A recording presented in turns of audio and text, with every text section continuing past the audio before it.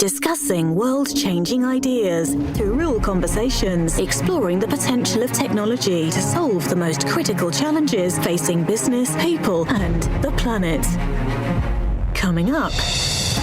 Test, pilot some use cases because you will find some value and some ROI at the end. Then do not underestimate the complexity of deploying a Metaverse project, but you should try and go for it because all the companies that have started, they are positive about the value and everything they were able to create thanks to those Metaverse use cases. This is the Real Conversations podcast by Nokia. Here is Michael Hainsworth. While consumers are skeptical of the need to don an AR or VR headset to shop or socialize, Vincent of EY has worked with automotive companies, power and utility operators, manufacturers, and supply chain logistics firms to help build successful use cases for this next generation technology. They found that it cuts costs, improves training, and reduces time to market. To paraphrase author Mark Twain, the death of the metaverse was an exaggeration. The metaverse is not dead. I would say the metaverse is just born. Indeed, there is a lot of buzz about Gen AI over the past few months and less hype about the metaverse, but the metaverse is still alive. And we see EY, I see a lot of potential opportunity for the coming years with the metaverse. And even, I'm even more optimistic about the industrial metaverse. As you know, we have conducted a survey with Nokia about the enterprise and industrial metaverse. We have surveyed more than 850 companies across the world. And one of the key outputs of this survey is that the metaverse is here.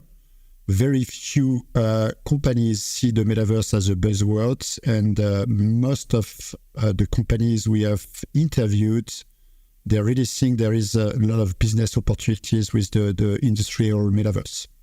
If industry is more realistic about the metaverse than consumers, in which way and how are they more understanding as to what the metaverse is really all about? First, you're right. We definitely believe that there is more potential for the industrial metaverse than the consumer one. One of the reasons is industries have started years ago to deploy Industry 4.0 solutions to start leveraging digital IoT network solutions to improve their processes. And the industrial metaverse is the kind of continuation of all the Industry 4.0 initiatives they have deployed over the past few years. When we interviewed companies, whatever the sector, they really see the industrial metaverse as a continuation of the digital twins project, for example, they have done in the past few months. So it's not like something completely new for them. It's more an augmentation of some Industry 4.0 projects they have started doing in the past. So if you're building a digital twin of an industrial operation or an enterprise, you're collecting a remarkable amount of data that helps you more likely with an artificial intelligence, machine learning algorithm type of technology to advance a business case that you could then just apply all that data also to building that sort of virtual world. But your study seems to have made it clear that if one doesn't have a business case for the metaverse, it will never work. You can play with a proof of concept, but it won't go to the next phase unless you have a business case. How do you take it to the next phase? Very good question. And you're right. So we ask companies about the business benefits of the metaverse. They gave us many good reasons like CapEx optimization, cost efficiency. But then at the end, you're right. If you want to scale your metaverse projects, you need to have a proven ROI on your pilots and your testing. That was one of the first concern of the companies we discussed with. But most of them, they are able very quickly to show positive return on investment. I was very surprised that at the end, all the companies that have already deployed metaverse initiatives or solutions, they are even more optimistic and positive about the value creation than the ones that have not started. So it's just a proof point, a data point that confirms the fact that most of the companies that have piloted Metaverse see early benefits of the deployment they have done. I'm surprised about that ROI component. I would have thought we would still be at the very early stages of the Metaverse, such that we're really not even looking for a return on investment. We're just looking to explore what it's capable of doing. How do we ensure that we're getting a return on that investment? And what kind of return on investment are companies looking for? One of the most tangible pilot or testing these days of the enterprise metaverse is around training, onboarding new resource. So could be like corporate training, just you are a new joiner at Nokia, you need to have your 2-3 days of onboarding, or could be a more sophisticated use case about what we call the XR and hands-on training. So you need as a technician to be trained on a machine on something more sophisticated. For both cases, the business case is immediate. You need to deploy, I will say, the Metaverse pilot for a few $100K, but then you are just saving significant cost in terms of travels for your employees. So that very simple example. And by the way, as EY, we are supporting already a lot of clients deploying that kind of virtual or immersive training, and the ROI is very clear and very simple to demonstrate. Then you have other use cases around virtual manufacturing, digital twin, where the existing solutions, as you were mentioning, did not really use Metaverse or 3D environment, but it's pretty easy, or we have a lot of companies that are able to prove an additional value with the usage of the Metaverse, that you can extend and use more effectively all the optimization of your processes, moving from a single 2-dimension to a 3-dimension world, I would say. In addition to cost savings and operational savings in these pilot projects that we're seeing for Metaverse use cases within the industrial world, what though of one of the other aspects that we're seeing tremendous pressure being put on companies today in the world of ESG? Is there a sustainability component that you saw in the study? Definitely. That was after the kind of cost efficiency was definitely ranking super high in terms of benefits of the Metaverse. So that's probably one of the most significant output of the report, is that everyone is very enthusiastic of the Metaverse due to the fact that in fact, what's interesting there is companies did not anticipate the benefits on ESG and sustainability. And now, as they have more and more pressure on their ESG reporting, they are more than happy to find additional non-expected benefits there. So you're completely right. That's a super important area. Then another interesting area that emerged from the study is the safety, the employee safety. Going back to the manufacturing world, the maintenance, the on-the-field people, that was pretty clear that most of the companies in specific industries like, again, manufacturing or P&U, they claim significant benefits in safety improvement for their employees. So I guess this ties back into the idea that the companies that are already getting involved, either dipping their toe into the metaverse water or jumping in head first, are finding that they are more convinced that the metaverse will be a thing than those who haven't started it yet. And it's not just tied to that cost reduction side, that sustainability side, where you don't have to put people in a plane and get them from point A to point B for training and things like that. But then I suppose that training also ensures that an employee knows what's expected of them once they step foot onto an actual factory floor. Yeah, exactly. Another very concrete example we discussed with one of our clients is the on-site maintenance. So that was for a power and utility company in the US.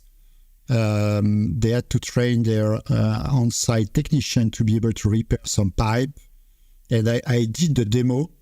I was part of the development of this pilot, and I was blown away. Meaning, you are like completely immersed in the middle of the desert in a kind of small electricity, power, whatever sides, and step by step you see exactly the different steps of the procedure you need to do. You need to close out one pipe, to open another one, to change one piece. And just having that in real 3D dimension, I'm sure increased by like a significant portion the memory of the technician to be able to redo the same task in the future. What are some of the risks and challenges that your study uncovered? We got a lot of concern about data and privacy, for sure. So that I will say that's not very surprising. In every new type of digital or technology-related projects, usually you have that kind of data privacy risk that is raised. Then a lot of challenge that was pretty not surprising, but we were not expecting so many concern around that was about the change management. In fact, people don't like challenge, and most of the use cases we envision for the industrial metaverse will be for what we call the blue collars, and for this kind of working employee level in companies, they are very reluctant to change and to technology. We got in the survey some pretty high percentage on concern regarding change management from the company leaders. But then in the interviews, we got a lot of stories as well about that. Even to give you a kind of anecdote, some companies are even concerned by the potential mobilization of the unions on the kind of adoption of new metaverse procedures or use case. For example, in the automotive industry in Europe, one or two large car manufacturers that I will not name here were really concerned by the potential action of the union in some European countries. In what way? I would have assumed that a union would be on board with a metaverse experience because it would give their members an increased access to training. They would be less likely to be injured on the job. They're more informed about what it is they're doing. Is there a job loss risk associated with the deployment of a metaverse? Yes, because some use cases are definitely there to optimize and bring more automation in for example, the manufacturing processes or the logistics processes. You have more and more robots running some manufacturing processes or logistics or warehouse tasks. And the metaverse will bring even more. That was part of the use cases we identified, that metaverse can bring some value on top of the drones, the robots, for sure. So yes, you have a risk of less job in that kind of tasks or processes. Then I like your point, meaning there are, on the other hand, there are a lot of benefits for the employees around training, around safety again. So I think companies should communicate with their employees to really show the pros of the metaverse and just demonstrate that the net value at the end will be positive for the employees as well. After this podcast, learn more about this and other insightful topics by going to nokia.com/thought-leadership. There you'll find additional information linked to today's podcast. So in addition to these types of challenges, what kind of challenge are you seeing as far as the adoption of the metaverse? I can imagine it's such a new idea.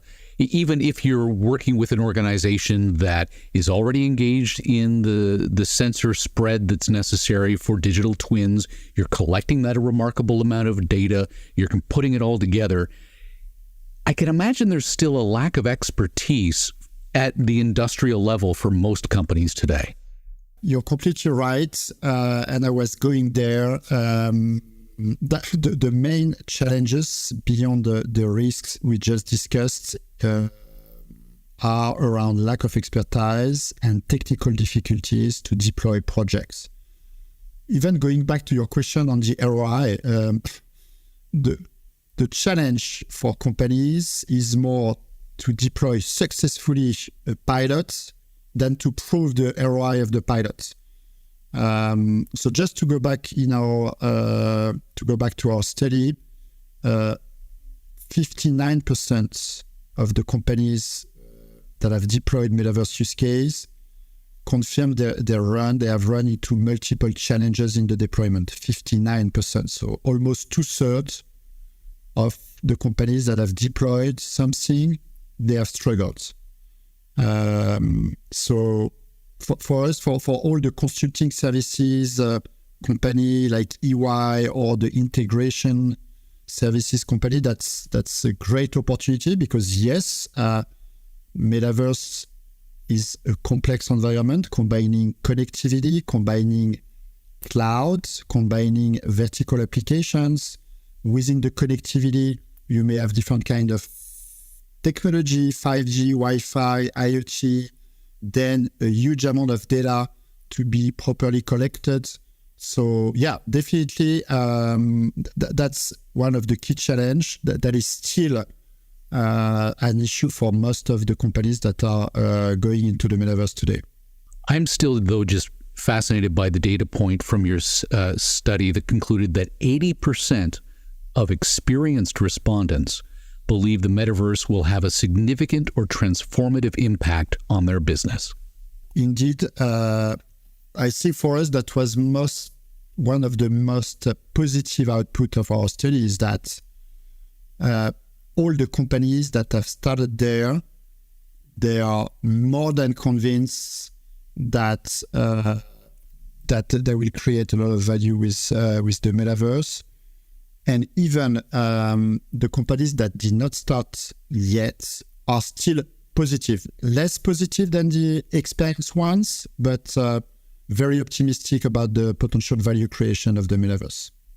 So if there's one takeaway point for the listener today that is considering investigating, incorporating metaverse technologies into their enterprise, what should it be? Test, pilot some use cases, because you will find some value and some ROI at the end. Then do not underestimate the complexity of deploying a metaverse project, but you should try and go for it because all the companies that have started, they are optimistic, positive about the value and everything they were able to create thanks to those metaverse use cases. And what's your favorite metaverse use case? Where I was probably the most surprised, all the use cases around robotics. Going back to your question on the employment impact, in fact, a lot of companies were really kind of interested by the use case around operations robotics, about delivery robotics, and at the end to leverage the metaverse to simulate end-to-end their supply chain or their processes. So going way beyond, if you want, the traditional digital twin that is like just simulating a portion of the supply chain or a portion of a process, and this mainly in 2 dimensions. So the vision of some companies about the end-to-end 3D monitoring of their operations or their supply chain was pretty surprising to me. Are you optimistic that the metaverse is more than just a fad? I'm completely optimistic that the metaverse for the enterprise and the industrial world is here to stay and is much more than a fad for sure. But you didn't add the consumer side of it. That's still up in the air. The consumer side is still up in the air, you're right. A lot of B2C companies, they try their virtual shop. I think the next generation of shopping or e-commerce will include the dimension of virtual reality. But I see that more as a mid-long-term opportunity that will probably come later than the use cases and the pilots and the deployments we have observed with the four industries: automotive and utilities, manufacturing, supply chain and logistics we covered in our reports. Building a future that's productive, sustainable, and inclusive in a world that acts together. Discover how by visiting nokia.com/thought-leadership.